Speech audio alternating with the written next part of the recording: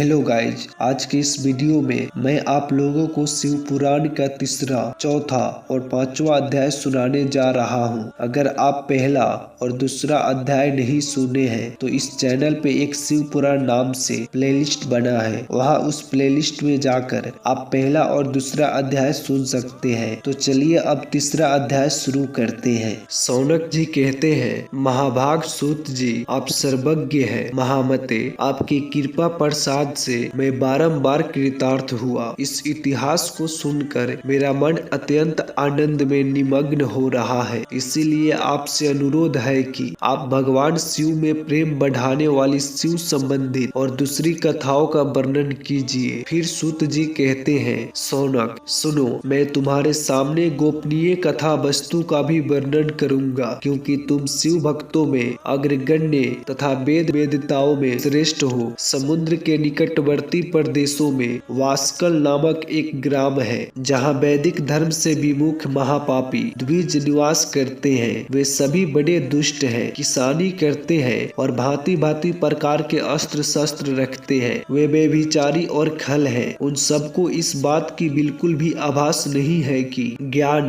वैराग्य तथा सधर्म का सेवन ही मनुष्य के लिए परम पुरुषार्थ है। वे सभी पशु बुद्धि वाले हैं। जिस स्थान के द्विज ऐसे बुद्धि वाले हो, वहाँ के अन्य वर्णों के बारे में क्या कहा जाए। अन्य वर्णों के लोग भी उन्हीं की भांति कुत्सित विचार रखने वाले स्वधर्म विमुख एवं खल है। वे सदा कुकर्मों में लिप्त रहते हैं और दिन प्रतिदिन विषय भोगों में ही डूबे रहते हैं। वहाँ की सब महिलाएं भी कुटिल प्रवृत्ति की, स्वेच्छाचारिणी, पाप आसक्ते, कुत्सित विचार वाली और व्यभिचारिणी है। वे सद व्यवहार एवं सदाचार से सर्वथा शून्य है। इस प्रकार वास्कल में केवल दुष्टों का ही निवास है। उस वास्कल नामक ग्राम में किसी समय एक बिंदुग नामक ब्राह्मण रहा करता था। वह दुरात्मा, महापापी और बड़ा ही अधम था। उसकी पत्नी बहुत ही सुंदर थी, परंतु पत्नी के सुंदर होने पर भी वो कुमार्ग पर चलता था।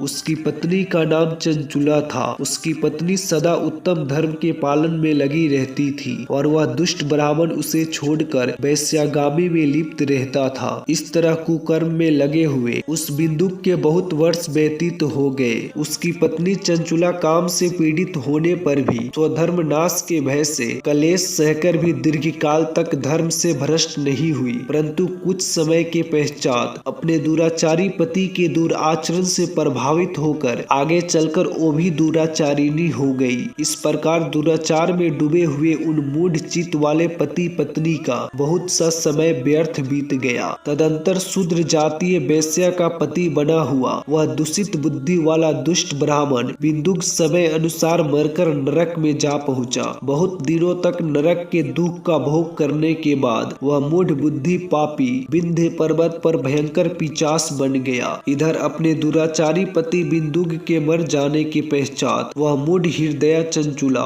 बहुत समय तक अपने पुत्रों के साथ अपने घर में ही रही। एक दिन दैवी योग से किसी पुण्य पर्व के आने पर चंचुला अपने भाई बंधुओं के साथ गोकर्ण प्रदेश में गई। तीर्थ यात्रियों के संग जाकर उसने भी उस समय जाकर किसी तीर्थ के जल में स्नान किया। फिर वह साधारणतया मेला देखने की दृष्टि से अपने बंधु जनों के साथ यत्र तत्र घूमने लगी। इसी प्रकार घूमती घामती वह किसी देव मंदिर में पहुंच गई। वहां देव मंदिर में उसने एक दैवज्ञ ब्राह्मण के मुख से भगवान शिव की परम पवित्र एवं मंगलकारिणी उत्तम पौराणिक कथा सुनी। कथावाचक ब्राह्मण कह रहे थे कि जो स्त्री पुरुषों के साथ व्यभिचार करती है वो मरने के बाद यमलोक जाती है। तब यमराज के दूत उनकी योनि में तपे हुए लोहे का परिध डालते हैं। ब्राह्मण के मुख से यह वैराग्य बढ़ाने वाली कथा सुनकर चंचुला भय से व्याकुल होकर वहां पर कांपने लगी। कथा समाप्त हुई और सुनने वाले सब लोग बाहर चले गए। कुत्सित विषयों में संलग्न हुई हूँ और अपने धर्म से विमुख हो गई हूँ। हाय, न जाने किस किस घोर कष्टदायक दुर्गति में मुझे पड़ना पड़ेगा और वहाँ कौन कौन बुद्धिमान पुरुष कुमार्ग में मन लगने वाली मुझ पापिनी का साथ देंगे। मृत्यु काल में उन भयंकर यमदूतों को मैं कैसे देखूंगी। जब वे बलपूर्वक मेरे गले में फंदे डालकर मुझे बांधेंगे तब मैं कैसे अपना धीरज धारण कर सकूंगी। नरक में जब मेरे शरीर के टुकड़े टुकड़े किए जाएंगे उस समय विशेष दुख देने वाली उस महायातना को वहां मैं कैसे सहन कर सकूंगी। हाय, मैं मर गई, मैं जल गई, मेरा हृदय विदीर्ण हो गया और मैं सभी प्रकार से नष्ट हो गई, क्योंकि मैं हर तरह से पाप में ही डूबी रही हूँ। ब्राह्मण, आप ही मेरे गुरु, आप ही माता और आप ही पिता है। मैं आपकी शरण में आई हूँ, मुझ दिन अबला पर आप ही उद्धार कीजिए। अब सूत जी कहते हैं, शौनक, इस प्रकार खेद और वैराग्य से युक्त चंचुला ब्राह्मण देवता के चरणों में गिर पड़ी। तब उन बुद्धिमान ब्राह्मणों ने उसे कृपा पूर्वक उठाया और इस प्रकार कहा, अब इसके आगे की कथा सुनने के लिए हमें अध्याय 4 को सुनना पड़ेगा। तो चलिए अब हम अध्याय 4 को सुनते हैं। ब्राह्मण बोले, नारी, सौभाग्य की बात है कि भगवान शिव की कृपा से शिव पुराण की इस वैराग्य युक्त कथा को सुनकर तुम समय पर सचेत हो गई हो। ब्राह्मण पत्नी, तुम डरो मत, भगवान शिव की शरण में जाओ। भगवान शिव की कृपा से सारा पाप तत्काल ही नष्ट हो जाता है। मैं तुमसे भगवान शिव की कीर्ति कथा से युक्त उस परम वास्तु का वर्णन करूंगा जिससे तुम्हें सदा सुख देने वाली उत्तम गति की प्राप्ति होगी। शिव की उत्तम कथा सुनने से ही तुम्हारी बुद्धि पश्चाताप से युक्त एवं शुद्ध हो गई है एवं तुम्हारे मन में विषयों के प्रति वैराग्य हो गया है। पश्चाताप ही पापियों के लिए सबसे बड़ा प्रायश्चित है। जो पश्चाताप करता है वही वास्तव में पापों का प्रायश्चित करता है। जो पुरुष विधि पूर्वक प्रायश्चित करके निर्भय हो जाता है पर अपने कुकर्म के लिए पश्चाताप नहीं करता, उसे प्रायः उत्तम गति प्राप्त नहीं होती है। परंतु जिसे अपने कुकृत्यों पर हार्दिक पश्चाताप होता है वह अवश्य उत्तम गति का भागी होता है, इसमें संशय नहीं है। इस शिव पुराण की कथा सुनने से जैसे चित्त की शुद्धि होती है वैसे किसी दूसरे उपायों से नहीं होती है। जिस प्रकार दर्पण साफ करने पर निर्मल हो जाता है उसी प्रकार इस शिव पुराण की कथा से चित्त अत्यंत निर्मल हो जाता है, इसमें संशय नहीं है। मनुष्य के शुद्ध चित्त में जगदम्बा पार्वती सहित भगवान शिव विराजमान रहते हैं। इससे वह विशुद्ध आत्मा पुरुष श्री साम्य सदाशिव के पद को प्राप्त होता है। इस उत्तम कथा का श्रवण समस्त मनुष्यों के लिए कल्याणकारी बीज है। अतः यथोचित शास्त्रोक्त मार्ग से इसकी आराधना अथवा सेवा करनी चाहिए। यह भवबंधन रूपी रोग का नाश करने वाली है। भगवान शिव की कथा को सुनकर फिर अपने हृदय में उसका मनन एवं निधि ध्यान करना चाहिए। इससे पूर्णतः चित्त शुद्धि हो जाती है। चित्त शुद्धि होने से महेश्वर की भक्ति अपने दोनों पुत्रों ज्ञान और वैराग्य के साथ निश्चय ही प्रकट होती है। तत्पश्चात महेश्वर के अनुग्रह से दिव्य मुक्ति प्राप्त होती है, इसमें किसी भी प्रकार का संशय नहीं है। जो व्यक्ति मुक्ति से वंचित है उसे पशु समझना चाहिए, क्योंकि उसका चित्त माया के बंधन में आसक्त है। वह निश्चय ही संसार बंधन से मुक्त नहीं हो पाता है। ब्राह्मण पत्नी, इसीलिए तुम विषयों से अपने मन को हटा लो और भक्ति भाव भगवान शंकर की इस पावन कथा को सुनो। परमात्मा शंकर की इस कथा को सुनने से तुम्हारे चित्त की शुद्धि होगी और इससे तुम्हें मोक्ष की प्राप्ति हो जाएगी। जो निर्मल चित्त से भगवान शिव के चरणों बिंदों की चिंतन करता है उसकी एक ही जन्म में मुक्ति हो जाती है। यह बात मैं तुमसे सत्य कहता हूँ। सूत जी कहते हैं, शौनक, इतना कहकर वो श्रेष्ठ शिव भक्त ब्राह्मण शांत हो गए। उनका हृदय करुणा से आर्द्र हो गया था। वे शुद्ध चित्त वाले महात्मा भगवान शिव के ध्यान में मग्न हो गए। तत्पश्चात उठकर वैराग्य युक्त उत्तम बुद्धि वाली स्त्री जो अपने पापों के कारण आतंकित थी उस महान शिव भक्त ब्राह्मण के समक्ष हाथ जोड़कर गदगद वाणी में बोली। चंचुला कहती है, ब्राह्मण, शिव भक्तों में श्रेष्ठ स्वामी आप धन्य है, परमार्थदर्शी हैं, आप सदा परोपकार में लगे रहते हैं, अतः श्रेष्ठ साधु पुरुषों में प्रशंसनीय है। साधु, मैं नरक के समुद्र में गिरती जा रही हूँ, आप मेरा उद्धार कीजिए। पौराणिक अर्थ तत्व से संपन्न जिस सुंदर शिव पुराण की कथा को सुनकर मेरे मन में संपूर्ण विषयों से वैराग्य उत्पन्न हो गया है, उसी शिव पुराण को सुनने के लिए मेरे मन में बड़ी श्रद्धा उमड़ रही है। सूत जी कहते हैं, ऐसा कहकर चंचुला हाथ जोड़कर उनका अनुग्रह पाकर शिव पुराण की कथा को सुनने की इच्छा मन में लिए उन ब्राह्मण देवता की सेवा में तत्पर हो वहां रहने लगी। तत्पश्चात शिव भक्तों में श्रेष्ठ एवं शुद्ध बुद्धि वाले ब्राह्मण देवता ने उसी स्थान पर उस स्त्री को शिव पुराण की उत्तम कथा सुनाई। इस भांति गोकर्ण नामक स्थान में उन्हीं श्रेष्ठ ब्राह्मण से चंचुला ने शिव पुराण की परम उत्तम कथा सुनी, जो भक्ति ज्ञान और वैराग्य को बढ़ाने वाली तथा मुक्ति प्रदान करने वाली है। इस परम कथा को सुनकर ब्राह्मण पत्नी अत्यंत कृतार्थ हो गई, उसका चित्त शीघ्र ही शुद्ध हो गया। फिर भगवान शिव के अनुग्रह से उसके हृदय में शिव के सगुण रूप का चिंतन होने लगा। इस प्रकार उसने भगवान शिव में लगी रहने वाली उत्तम बुद्धि पाकर शिव के सच्चिदानंद स्वरूप का बारंबार चिंतन आरंभ किया। इसके पश्चात समय के समाप्त होने पर भक्ति ज्ञान और वैराग्य से युक्त हुई चंचुला ने अपने शरीर को बिना किसी कष्ट के त्याग दिया। इतने में ही त्रिपुर शत्रु भगवान शिव का भेजा हुआ एक दिव्य विमान द्रुत गति से वहां पहुंचा, जो उनके अपने गणों से संयुक्त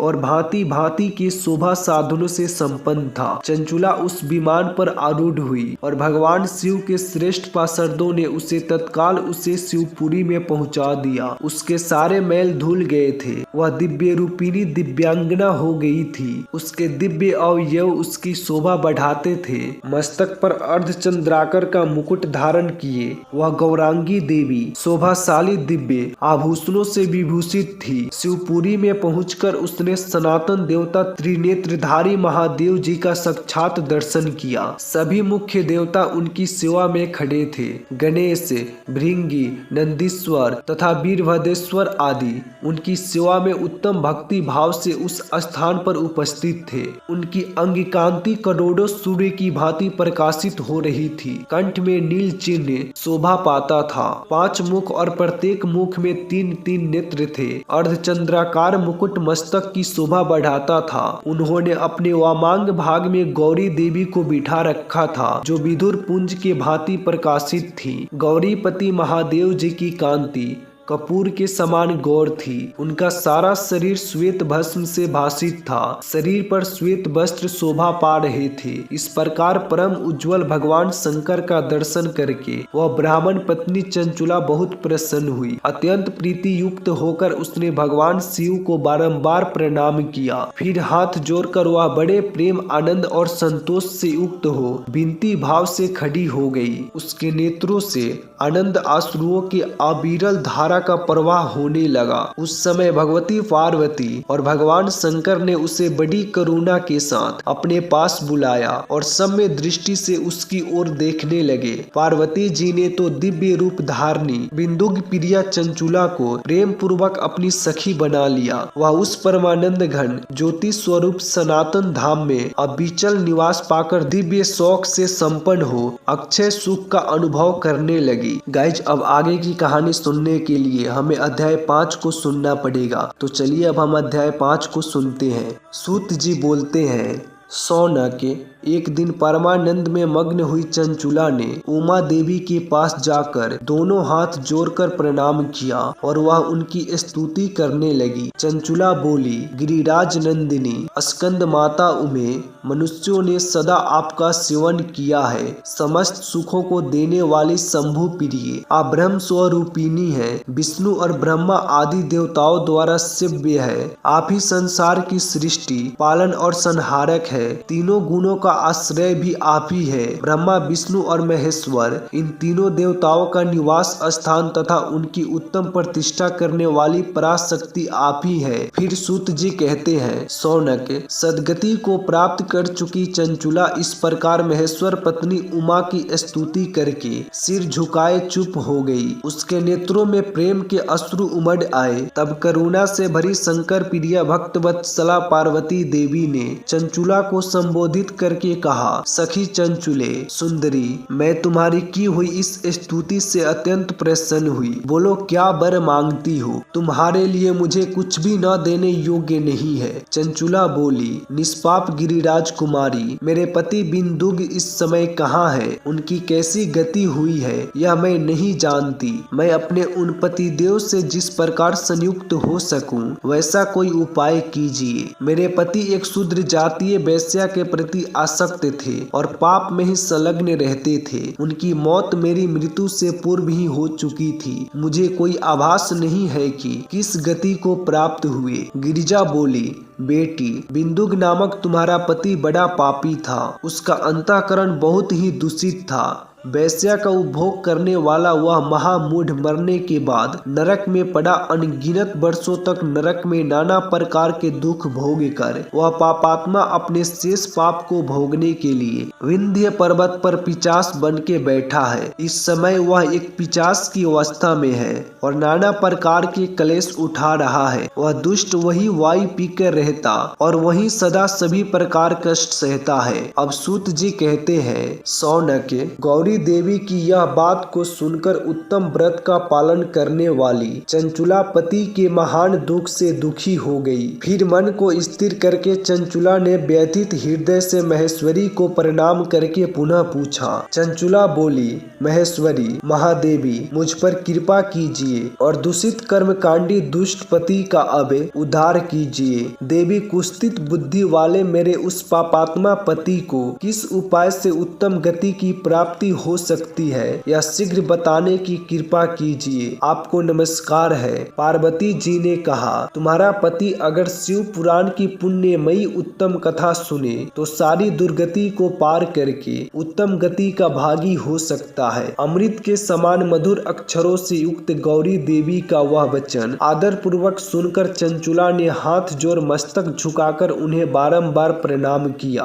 और अपने पति के समस्त पापों की शुद्धि तथा उत्तम गति की प्राप्ति के लिए पार्वती देवी से यह प्रार्थना की कि मेरे पति को शिव पुराण सुनाने की व्यवस्था की जाए। उस ब्राह्मण पत्नी के बारंबार प्रार्थना करने पर शिवप्रिया गौरी देवी को बड़ी दया आ गई। अतः उन भक्त वत्सला महेश्वरी गिरिराज कुमारी ने भगवान शिव की उत्तम कीर्ति का गान करने वाले गंधर्वराज तुमरु को बुलाकर उसने प्रसन्नता पूर्वक इस प्रकार कहा, तुमरु, तुम्हारी भगवान शिव में प्रीति है। तुम मेरे मन की बातों को जाकर मेरे अभिष्ट कार्यों को सिद्ध करने वाले हो। इसलिए मैं तुमसे एक बात कहती हूँ, तुम्हारा कल्याण हो। तुम मेरी इस सखी के साथ शीघ्र ही विंध्य पर्वत प्रस्थान करो। वहाँ एक महाघोर और भयंकर पिशाच रहता है। उसका वृतांत तुम आरंभ से सुनो। मैं तुम्हें प्रसन्नता पूर्वक सब कुछ बताती हूँ। पूर्व जन्म में वह पिशाच बिंदुग नामक ब्राह्मण था। वह मेरी इस सखी चंचुला का पति था, परंतु वह दुष्ट वेश्यागामी हो गया था। स्नान संध्या आदि नित्य कर्म छोड़कर वह अपवित्र रहने लगा। क्रोध के कारण उसकी बुद्धि पर मूढ़ता छा गई थी। वह कर्तव्य विवेक नहीं कर पाता था। अभक्ष्य भक्षण, सज्जनों से द्वेष और दूषित वस्तुओं का दान लेना, यही उसका स्वाभाविक कर्म बन गया था। वह अस्त्र शस्त्र लेकर हिंसा करता, बाएं हाथ से खाता, दीनों को सताता और क्रूरता पूर्वक पराये घरों में आग लगा देता था। चंडालों से प्रेम करता और प्रतिदिन वेश्या के संपर्क में रहता था। बड़ा दुष्ट था।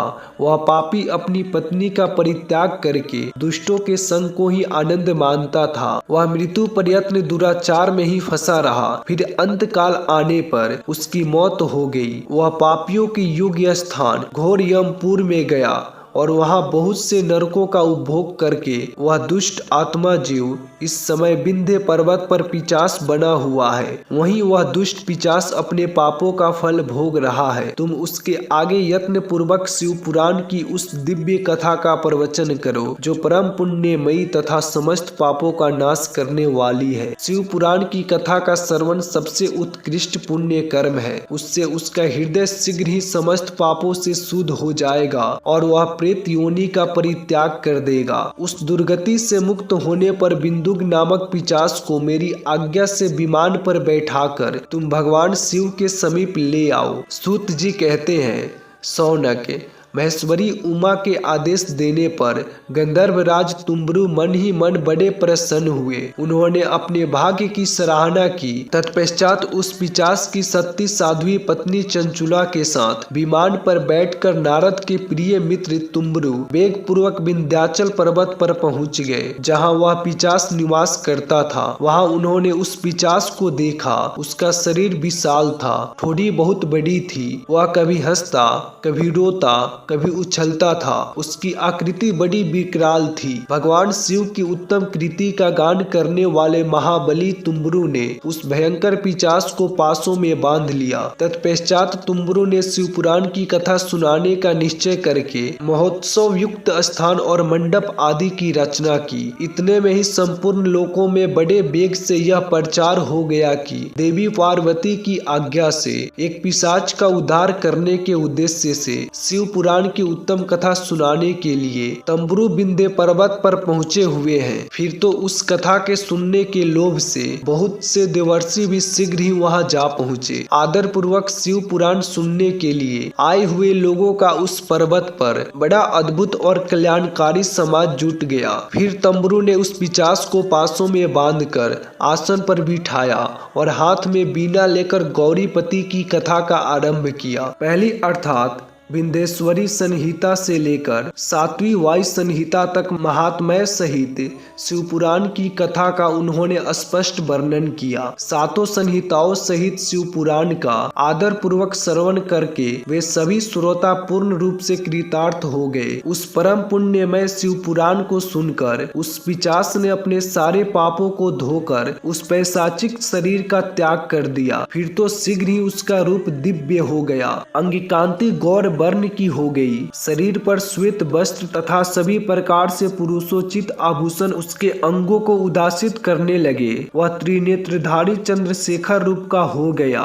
इस प्रकार दिव्य देहधारी रूप होकर श्रीमान बिंदुक अपनी प्राण वल्लभ चंचुला के साथ स्वयं भी पार्वती वल्लभ भगवान शिव का गुणगान करने लगा। उसकी स्त्री को इस प्रकार से सुशोभित देख वे सभी देवर्षि बड़े विस्मित हुए। उनका चित्त परमानंद से परिपूर्ण हो गया। भगवान महेश्वर का वह अद्भुत चरित्र सुनकर वे सभी श्रोता परम कृतार्थ हो प्रेम पूर्वक श्री शिव का यथोगान करते हुए अपने अपने धाम की ओर प्रस्थान कर गए। दिव्य रूपधारी श्रीमान बिंदुक भी सुंदर विमान पर अपनी प्रियतमा के पास बैठकर सुख पूर्वक आकाश में स्थित हो बड़ी शोभा पाने लगे। तदंतर महेश्वर के सुंदर एवं मनोहर गुणों का गान करता हुआ वह अपनी प्रियतमा तथा तंबरू के साथ शीघ्र ही शिव धाम में जा पहुंचा। वहां भगवान महेश्वर तथा पार्वती देवी ने प्रसन्नता पूर्वक बिंदुक का बड़ा सत्कार किया और उसे अपना पार्षद बना लिया। उसकी पत्नी चंचुला पार्वती जी की सखी हो गई। उस घनीभूत ज्योति स्वरूप परमानंदमय सनातन धाम में अविचल निवास पाकर वे दोनों दंपति परम सुख को प्राप्त कर गए। ओम नमः शिवाय, ओम नमः शिवाय, ओम नमः शिवाय। वीडियो में मेरे साथ बने रहने के लिए धन्यवाद।